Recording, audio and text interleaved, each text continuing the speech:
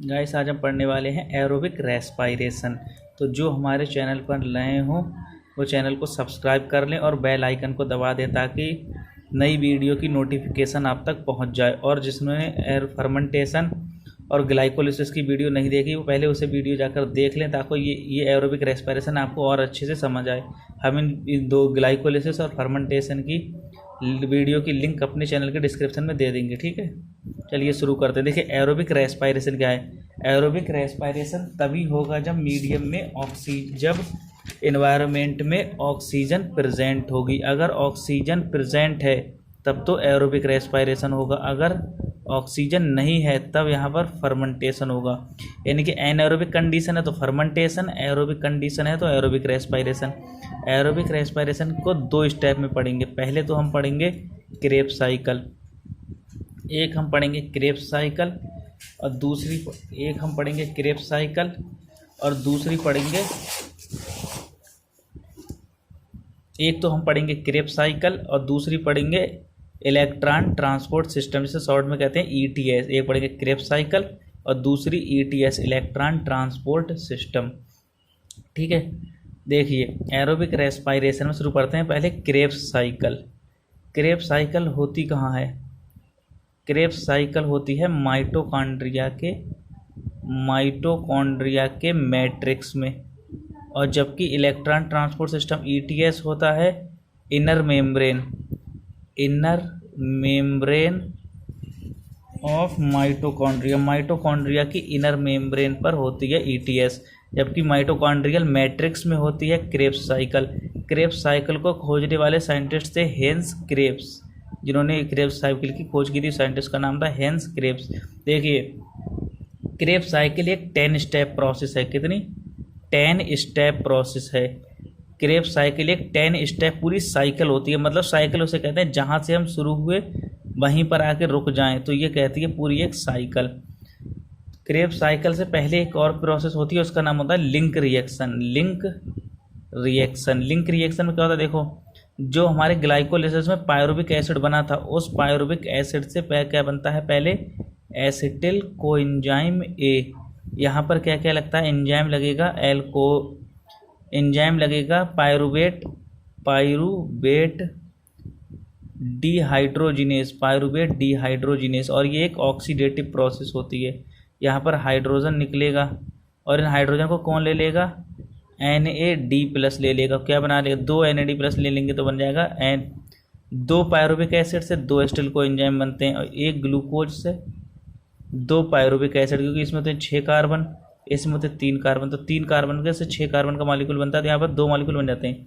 Glucose के 1 molecule से pyruvic acid के 2 मॉलिक्यूल बनते हैं, पायरुविक एसिड के 2 मॉलिक्यूल से एसिटिल कोएंजाइम के 2 मॉलिक्यूल बनते हैं। तो यहाँ पर 2 मॉलिक्यूल के लिए 2 क्रेब्स साइकिल चलती हैं, लेकिन हम एक पढ़ेंगे और एक से ही दूसरा डबल कर देंगे तो सब दोनों क्रेब्स साइकिल हो जाएंगी 2 पायरुविक एसिड के लिए। देखिए जब पायरुविक एसिड से एसिटिल कोएंजाइम बनेगा तो यहाँ पर लगेगा पहले जब पायरुविक एसिड से एसिटिल कोएंजाइम बनेगा, एंजाइम लगेगा पायरुवेट डिहाइड्रोजिनेज, मैग्नीशियम आयन लगता है, और यहाँ पर एसिटिल कोएंजाइम ए लगता है, और कोएंजाइम NAD+ लगता है, और एक कोएंजाइम ए लगता है। 2 कोएंजाइम लगते हैं, एक कोएंजाइम NAD+, एक coenzyme A. Enzyme pyruvate dehydrogenase, magnesium ion लगता है, ठीक है। अब ये एसिटिल कोएंजाइम ये पूरी लिंक रिएक्शन हो रही है माइटोकॉन्ड्रिया के मैट्रिक्स में, ये पूरी रिएक्शन हो रही है, ठीक है।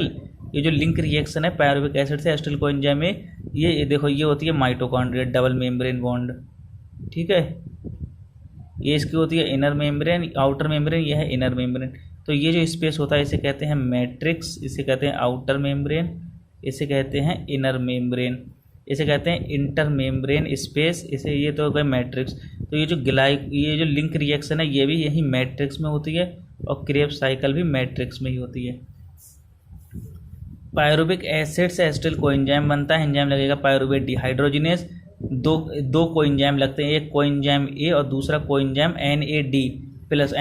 का नाम होता है निकोटिनामाइड एडिनिन डाइन्यूक्लियोटाइड, और मैग्नीशियम आयन लगता है। एसिटिल कोएंजाइम ए माइटोकॉन्ड्रियल मैट्रिक्स में कंडेंस होता है किसके साथ, ऑक्जेलो एसिटिक एसिड के साथ कंडेंस होता है, वाटर लगता है तो क्या बन देता है ये सिट्रिक एसिड। एंजाइम लगेगा सिट्रेट सिंथेटेज, एंजाइम लगेगा सिट्रेट सिंथेटेज। आइए पढ़ते हैं हम क्रेब्स साइकिल। देखिए क्रेब्स साइकिल में पहले पायरुविक एसिड से एसिटिल कोएंजाइम ए बनता है, CO2 निकलती है, मैग्नीशियम आयन लगता है। ये एक डीकार्बोक्सिलेशन रिएक्शन है, डीकार्बोक्सिलेशन ऑक्सीडेशन रिएक्शन है। डीकार्बोक्सिलेशन क्यों है, CO2 निकल रहा है।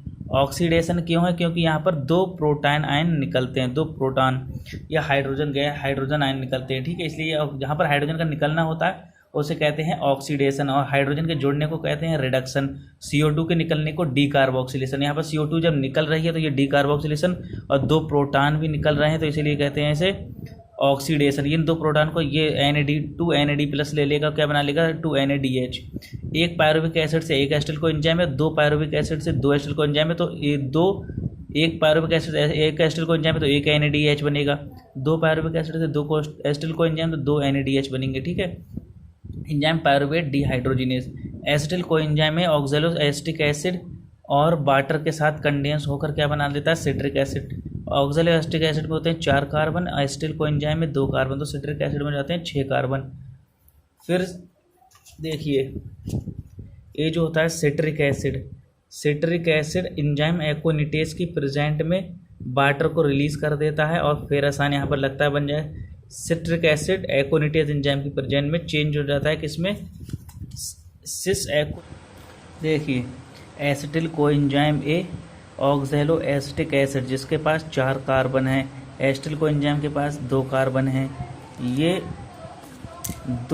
एक वाटर मॉलिक्यूल के साथ कंडेंस हो जाता है, क्या बना ले। और यहाँ पर एक कोएंजाइम ए जो एसिटिल कोएंजाइम है, एक कोएंजाइम है, ये बाहर निकल जाता है और वाटर लगता है। ऑक्जेलो एसिटिक एसिड एसिटिल कोएंजाइम या वाटर तीनों मिलकर के एंजाइम सिट्रेट सिंथेटेज की प्रेजेंट में क्या बना लेते हैं सिट्रिक एसिड।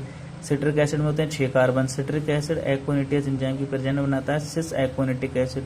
सिस एक्वानिटिक एसिड में भी 6 कार्बन होते हैं। यहाँ पर फिर वाटर लगेगा, बनेगा यहाँ पर सिस एक्वानिटिक एसिड अपने आप को आइसोमराइज कर लेता है आइसोसिट्रिक एसिड में।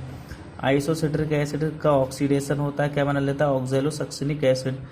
2 यहाँ पर कोएंजाइम NAD प्लस रिड्यूस हो जाता है NADH में, और ऑक्जेलो सक्सिनिक एसिड एक CO2 को निकाल लेता है। स्टेप होती है डीकार्बोक्सिलेशन और ऑक्जेलो सक्सिनिक एसिड ट्रांसफॉर्म हो जाता है किसमें, alpha keto glutaric acid. Alpha keto glutaric acid एक CO2 को निकालता है। अल्फा कीटो ग्लूटारिक एसिड में 5 कार्बन होते हैं और यहाँ पर एक कोएंजाइम NAD प्लस यहाँ से निकलने वाले प्रोटॉन को लेकर हाइड्रोजन को लेकर NADH बना देता है और alpha keto glutaric acid change हो जाता है सक्सिनिल कोएंजाइम ए में। सक्सिनिल कोएंजाइम ए चेंज होता है सक्सिनिक एसिड में। यहाँ पर देखिए GDP और फॉस्फोराइलेट हो जाता है GTP में। साइमल्टेनियसली GTP से एक फास्फोरस को लेकर के ATP में चेंज हो जाता है। उसी समय एस सक्सिनिल कोएंजाइम में चेंज होता है फ्यूमेरिक एसिड में। यहाँ पर एक FADH2 लगता है, FAD प्लस लगता है, यहाँ पर FAD प्लस को क्या बना लेता है FADH2। यहाँ पर देखिए फ्यूमेरिक एसिड मैलिक एसिड में चेंज हो जाता है, मैलिक एसिड ऑक्जेलो एसिटिक एसिड में चेंज हो जाता है और ऑक्जेलो एसिटिक एसिड कोएंजाइम के साथ मिलकर के फिर से सिट्रिक एसिड हो जाता है। तो इस प्रकार ये पूरी साइकिल बन जाती है। इस साइकिल को कहते हैं क्रेब्स साइकिल। देखिए एक ग्लूकोज से एक पायरुविक एसिड, और एक ग्लूकोज से 2 पायरुविक एसिड, 2 पायरुविक एसिड से 2 एसिटिल कोएंजाइम ए। तो एक ग्लूकोज में 6 कार्बन, पायरुविक एसिड में 3 कार्बन, एसिटिल कोएंजाइम में 2 कार्बन। NAD प्लस का पूरा नाम होता है निकोटिनामाइड एडिनिन डाइन्यूक्लियोटाइड।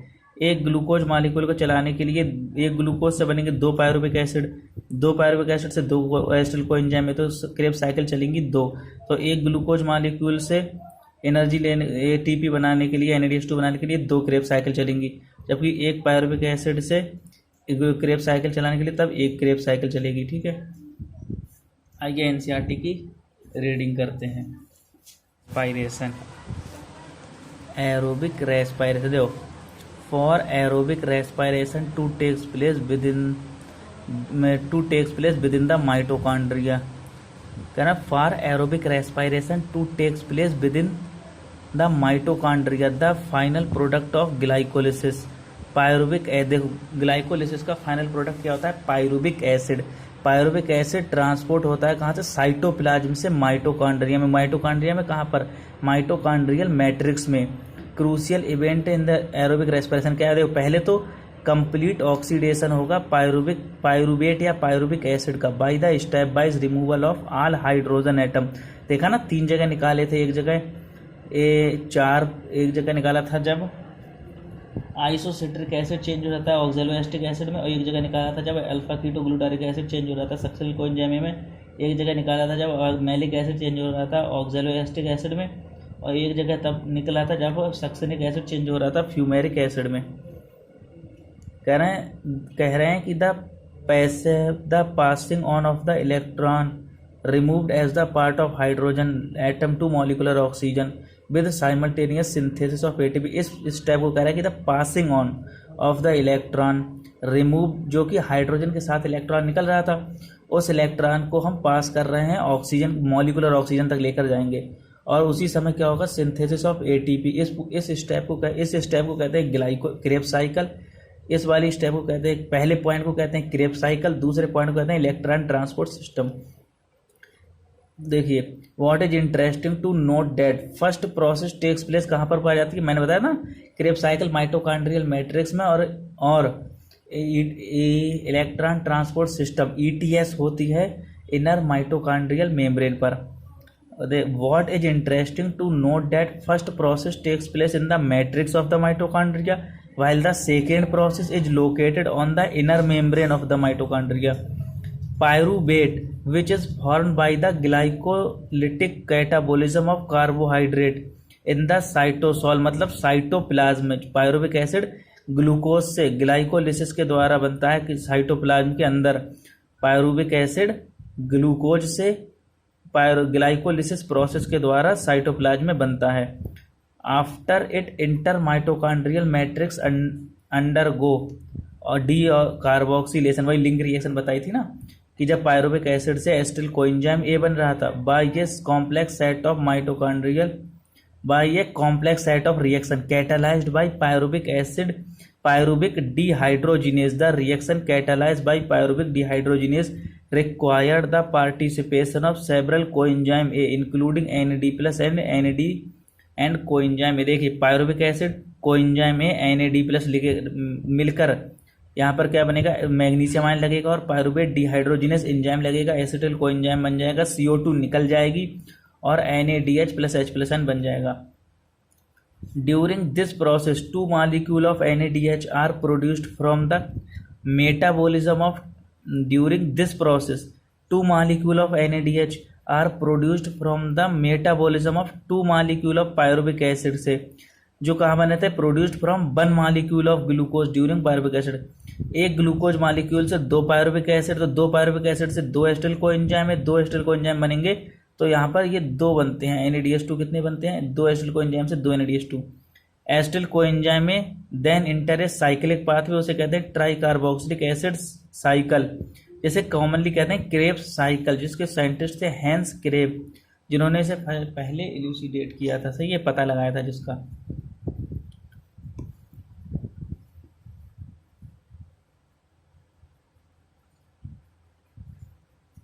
देखिए पढ़ते हैं ट्राई कार्बोक्सिलिक एसिड साइकिल।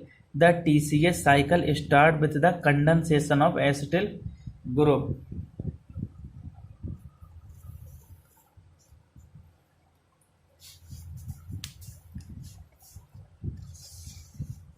पढ़ते हैं ट्राई कार्बोक्सिलिक एसिड साइकिल। देखिए the TCA cycle start with the condensation of acetyl group with oxaloacetic acid and water to yield citric acid. बताया था ना कि सिट्रिक एसिड, देखिए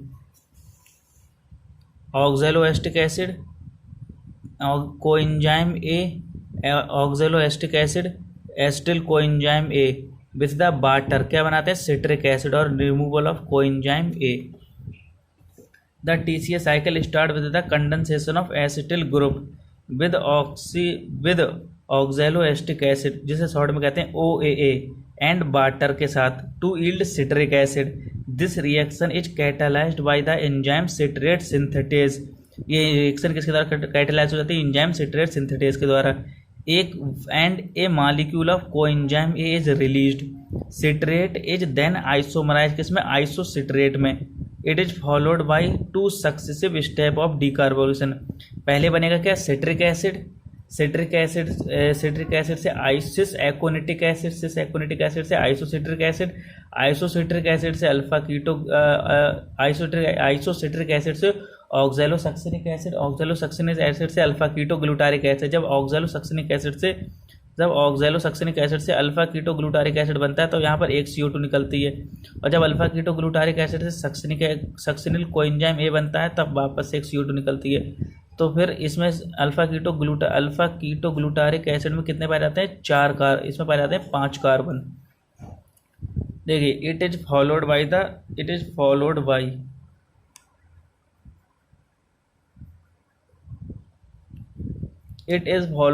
2 successive step of decarboxylation leading to the formation of alpha keto glutaric acid and then succinyl coenzyme A.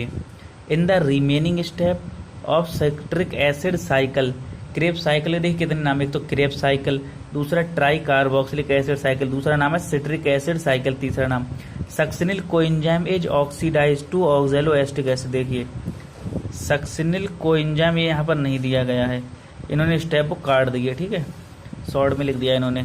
Succinyl coenzyme is oxidise to oxaloacetic acid allowing the cycle to continue during the, क्योंकि जब तक medium में cycle में ऑक्सैलोएस्टिक acid रहेगा तभी तो ये cycle लगातार चलती रहेगी। इसी वजह से ऑक्सैलोएस्टिक एसिड का लगातार रीजनरेशन होना जरूरी है। During the conversion of succinyl coenzyme to succinic acid a molecule of GTP is synthesized. This is a substrate level phosphorylation in a couple reaction. GTP is converted to GDP, बताया था ना पहले। ये देखिए, पहले GDP से क्या बनेगा? GTP बनेगा, GDP से बनेगा GTP। इसी GTP से एक ADP मिलकर के क्या बना देता है? ATP। मतलब पहले GDP से GTP, फिर GTP से ADP, एक फॉस्फेट लेकर क्या बना लेगा? ATP। मतलब GDP से GTP और GTP से ATP। ATP का फुल फॉर्म होता है adenosine triphosphate. During the conversion of succinyl coenzyme to succinic acid a molecule of GTP is synthesized.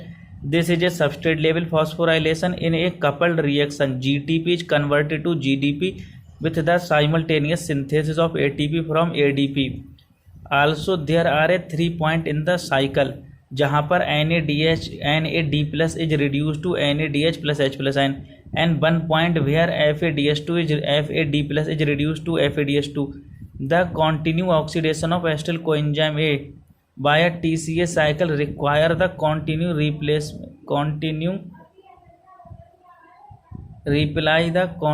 replacement of the oxaloacetic acid. The first member of the cycle in addition, it is oxaloacetic acid का first member of the cycle. In addition, it is also required regeneration of NAD plus and FAD plus from NADH and FADH2. इसी के लिए हमें क्या करनी पड़ेगी? ETS electron transport system करेंगे, जहाँ पर NADH से वापस NAD प्लस मिलेगा, FAD प्लस से FADH2 से FAD प्लस मिलेगा।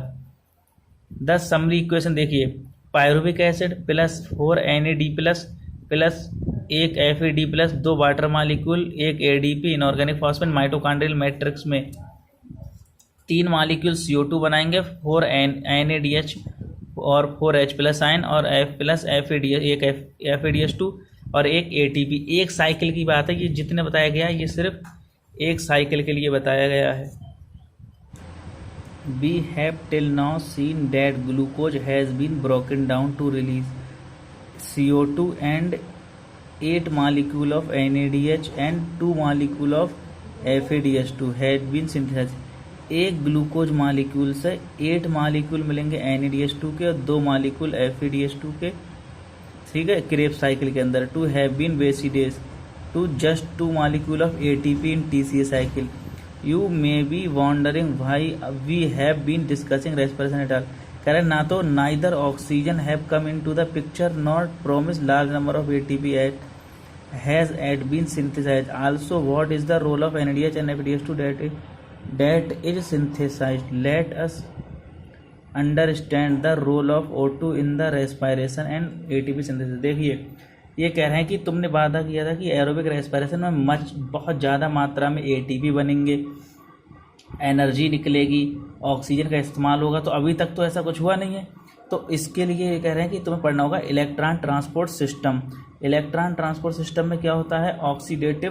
ऑक्सीडेटिव फॉस्फोराइलेशन होता है। इलेक्ट्रॉन ट्रांसपोर्ट सिस्टम में बिल्कुल आखिर में जाकर ऑक्सीजन भी यूटिलाइज होगी, क्योंकि एरोबिक रेस्पिरेशन के दो पार्ट है, एक क्रेब्स साइकिल, दूसरा इलेक्ट्रॉन ट्रांसपोर्ट सिस्टम। और ये जो NADH2 FADH2 बने हैं ये भी इलेक्ट्रॉन ट्रांसपोर्ट सिस्टम में ही इस्तेमाल होंगे। एक NADH2 से 3 ATP बनेंगी और एक FADH2 से 2 ATP बनेंगी।